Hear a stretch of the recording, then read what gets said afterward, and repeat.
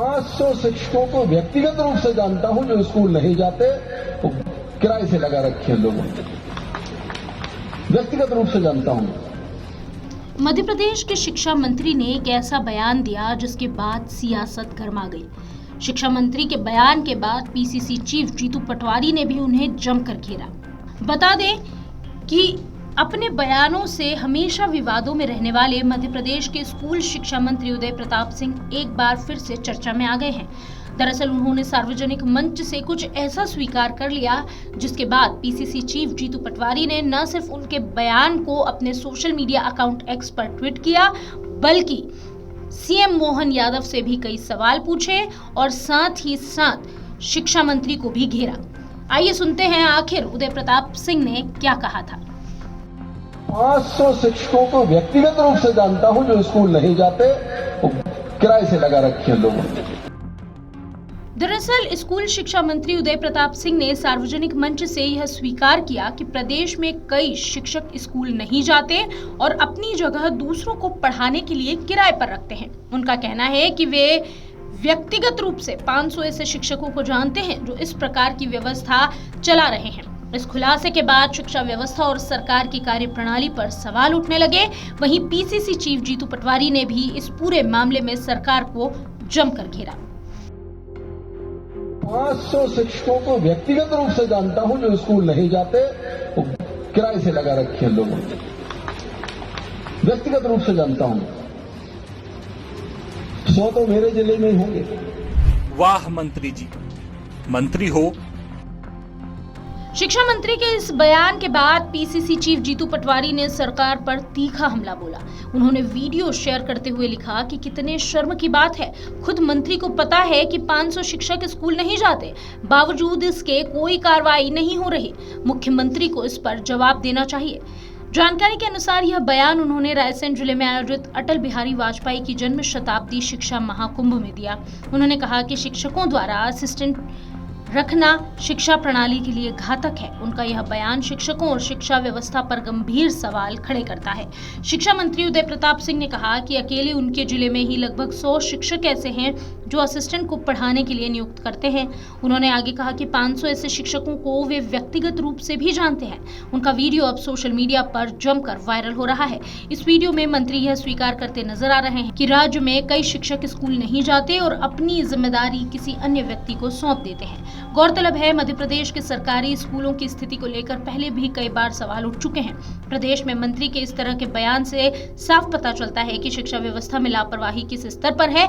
शिक्षकों का किराए पर पढ़ाने के लिए दूसरों को नियुक्त करना न केवल गैर कानूनी है बल्कि नैतिकता के खिलाफ भी है। इस खुलासे ने सरकार के दावों पर सवालिया निशान खड़ा किया है। इस पूरे मामले में आप क्या राय रखते हैं? कमेंट बॉक्स में हमें जरूर बताएं। माननीय मुख्यमंत्री जी के नेतृत्व में परिवहन की श्रेष्ठतम व्यवस्था मध्य प्रदेश में लागू करने की हम लोगों ने कोशिश की है और आज जितना ट्रांसपेरेंट तरीके से हम लोग कर रहे हैं और जो थोड़ी बहुत कमियां कहीं नजर आती हैं हर दिन उन पर फोकस करके हम लोग काम करते हैं। और आप देखना एक आदर्श परिवहन सिस्टम हम लोग गुजरात को हम लोगों ने मॉडल ट्रांसपोर्ट सिस्टम माना है, उसकी तर्ज पर मध्य प्रदेश को ले जाएंगे। और आज हम साल भर की गतिविधियों से संतुष्ट हैं कि हम जिस दिशा में हमने कल्पना की है परिवहन विभाग को हम वहां लेकर जा रहे हैं। सर आपने चूंकि आपको पता है कि आप क्या है, आप लोग असल में अपने मतलब की बात सुनते हो, केवल पूरा नहीं सुनते। जो शिक्षक संवर्ग के लोग वहाँ इकट्ठे थे सैकड़ों की संख्या, बहुत अच्छा काम कर रहे हैं, बहुत अच्छे लोगों के साथ डिस्कशन कर रहे थे। हमने कहा किसी को दंडित करके सुधारने की बजाय हमारा लक्ष्य ये है कि हम मोटिवेशन से, जैसे आप सेल्फ मोटिवेटेड हैं, बहुत अच्छा काम कर रहे हैं, वो लोग जो गलतियाँ कर रहे हैं, जो जाते नहीं हैं, आप उन पर भी काम करो। ऐसे लोग चिन्हित हैं मध्य प्रदेश में। हम बजाय दंडित करने की, तो शिक्षक एक बड़ा आदरणीय एक व्यक्तित्व होता है, बजाय दंडित करने का हम उसे मोटिवेट करें। जैसे आप अच्छा काम कर रहे हो उसे भी करो, ये हमारी चुनौती है। इस चुनौती में हमको मिलकर काम करना है। इस तरीके से आप कह रहे हैं कि चिन्हित हो चुके हैं कि गलत लोग सामने आ अरे ऐसे नहीं हो, बावजूद सरकार अगर विभाग कार्रवाई नहीं कर रहा है नहीं, ऐसे कार्रवाई की बात नहीं है। हर चीज कार्रवाई से नहीं कर सकते आप। जिनके ऊपर हमारे बच्चों का भविष्य निर्भर है वो किस, आप पूरा, अगर आप मेरा जो वीडियो है पूरा सुनो, आप 35-40 मिनट का भाषण है, उसमें हम लोग ऐसे शिक्षकों के साथ बैठे थे जो समाज में बहुत बेहतर काम कर रहे हैं। तो हम आपस में संवाद किया, हमने ये कहा कि और बेहतर कैसे कर सकते हैं आप हमारी तरफ से। हम आपको ये चुनौती है कि सारा हर जगह आज पॉलिटिशियन की बात करते हैं, अच्छे कमज़ोर, जर्नलिस्ट हैं अच्छे कमज़ोर, कर्मचारी में इसी तरह हर जगह ये चीज़ निकल के आती है। इसकी संभावना हर जगह, बुराई की संभावना ख़त्म नहीं होती। हमने ये कहा कि अपन प्रयास करें कि जो लोग बेहतर काम नहीं कर पा रहे चिन्हित हैं, हम भी जानते हैं। उस लाइन पर हो गया है जो आपने कहा ना कि 100 लोगों को तो मैं अरे